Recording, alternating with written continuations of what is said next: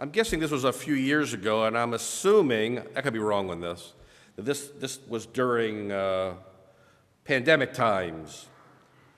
Some of you might be familiar with the Coen brothers. They make movies.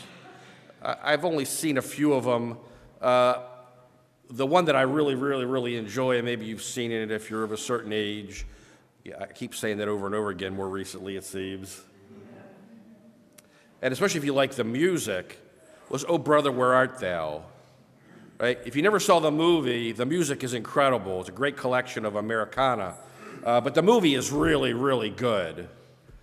If you like that sort, and that's the Coen brothers made that film, and if you like that sort of thing, that kind of historical humor, you might say, this movie that came out a couple years ago kind of fits the bill. And I've never, now to be transparent, I have not seen the whole movie. It's a movie made up of a bunch of little movies. And the title of the whole movie is the part that I saw. The Ballad of Buster Scruggs. Anybody seen it? A few. Really interesting film. Now, not a family movie, really. Don't break it out with the popcorn tonight. Wait for Santa Claus to come, all right?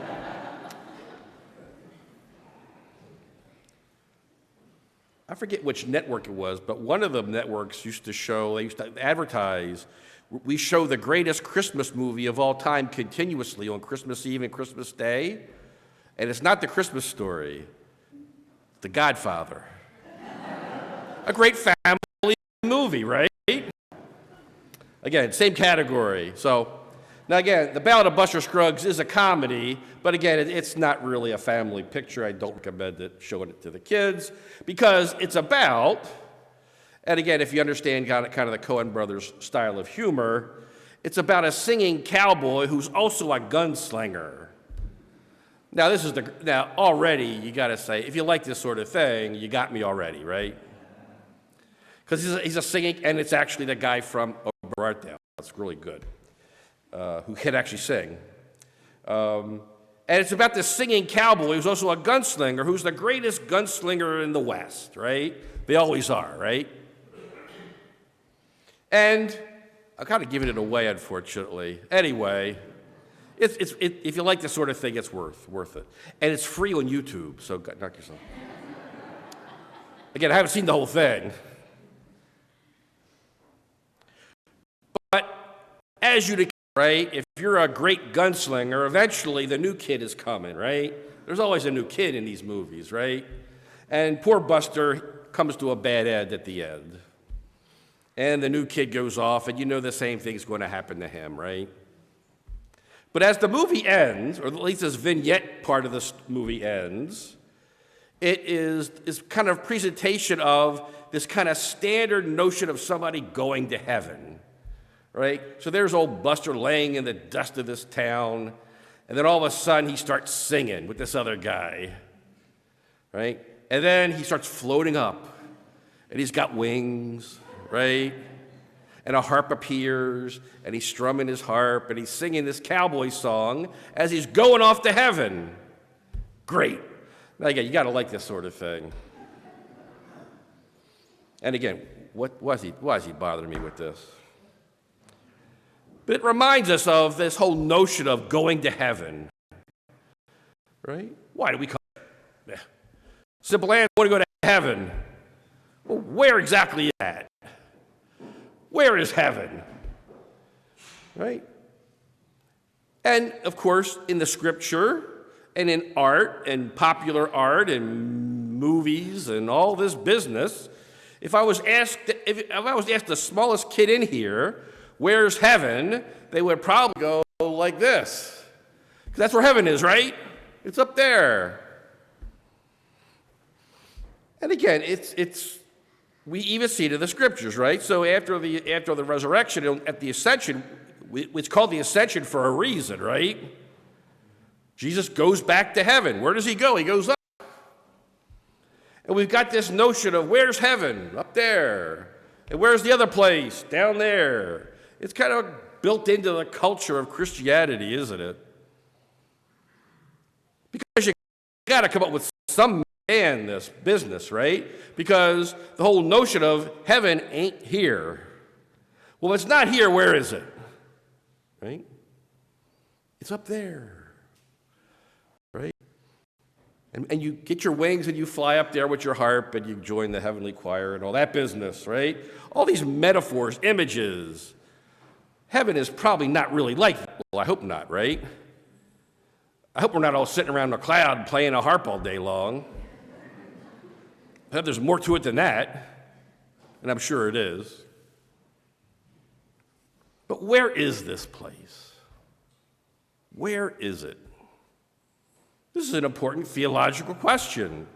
And not a theological question, because theologians will try to answer this question with all kinds of clever things that are just that, clever. They don't know any more than you do, or I do, or we do. This is just cleverness. Where is it? We don't know. Right? Why? It's a mystery. This experience that is beyond this world is a mystery. We could come up with cutesy images for understanding it, with halos and harps and wings. Right? But that's not the reality. These are just ways to kind of communicate something that's different. Right? But still, that's nice. But where is it? I want to know. Right? Now, the answer to the question comes from another question. Not where is heaven, but what is heaven? Now we can answer that. What is heaven? That's easy. It's being united with God. Being united with God. That's what it is. And that's actually a lot more important than where it is. It's union with God. And it is, therefore, different from our experience in this world. Right? We know, nobody needs to teach you that, I don't think. Right? Nobody needs to teach us that notion that our place now, as we experience it on a daily basis, is not total union with God, right? And why is that? Because I mess up, right? And if I was living totally in union with God, I wouldn't do that, would I? And I live in a world where there's a whole bunch of other people who do the same thing. And sometimes we get there and do things we're not supposed to do. Sometimes we get a whole bunch of people together who do things we're not supposed to do. And what happens because of that? There is suffering, there is death. I get all that. Right? We learn all these things in the first 12 chapters of Genesis. But when we read the first 12 chapters of Genesis, hopefully when we read those texts, we say, yeah, now I understand. I mess up, we mess up, and therefore we are disconnected from God. And I experience that every moment of my life in this world. This is not heaven.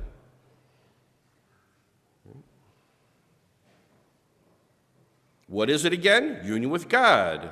Now, let's put it really dreadful, doesn't it? Right? But hopefully, out of this comes this reality also that, yeah, that is all true what I just said, and I don't like it. This is very important, isn't it? That's a huge turn to make. That's a huge decision to make in your life. When you get to a point, hopefully, where you realize this ain't heaven, right? But I want to be there. What does that mean? I need to be in union with God. Now we got something to work with, right? And in fact, now we understand what all this is all about. All this now makes sense. All this stuff around, all this baby crib thing and all that business, right? Let's explore this for a moment. This is really important, I think. So, where is heaven? It is the experience of being in union with God. The union of God. In liturgical time, we're now thinking about living in this liturgical world, right? What does that mean? We're living in the day before the Nativity. Notice that this is the day before the Nativity, right? You don't get your card punch for Christmas at this one, okay? Although, just as a word from the management, if you're planning on coming in at 4, you might want to just hang around if you want to sit down. So,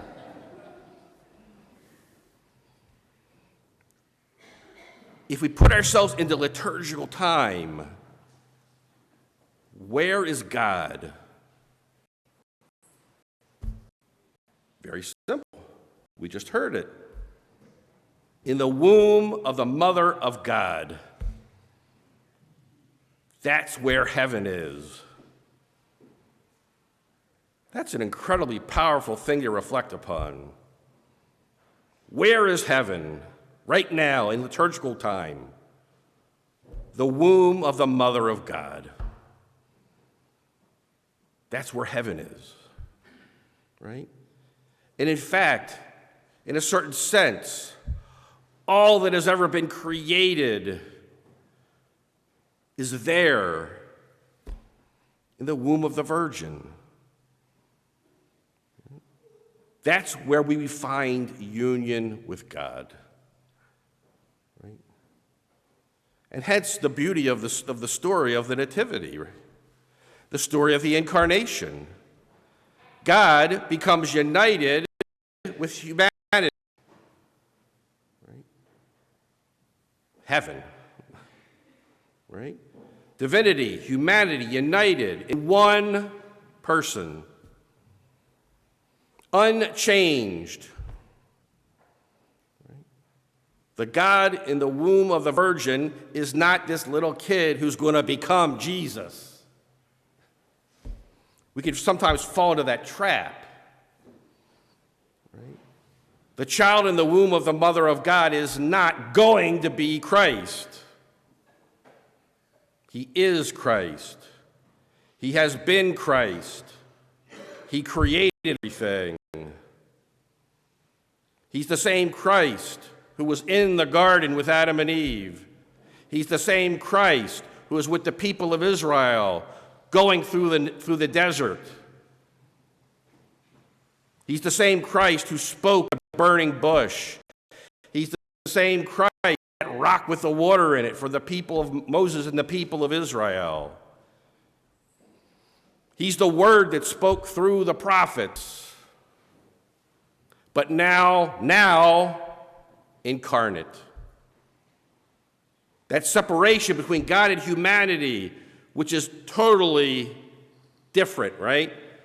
There is no way we by ourselves can bridge that gap, but Christ does in the Incarnation, in that union between divinity and humanity, inseparable. That means you can't take it apart again. Creation and God are united in the womb of the Mother of God. And in the early tradition of the church, which we've kind of lost, I'm not sure exactly why in the West. So where do you find God? The Virgin. Where is the Virgin?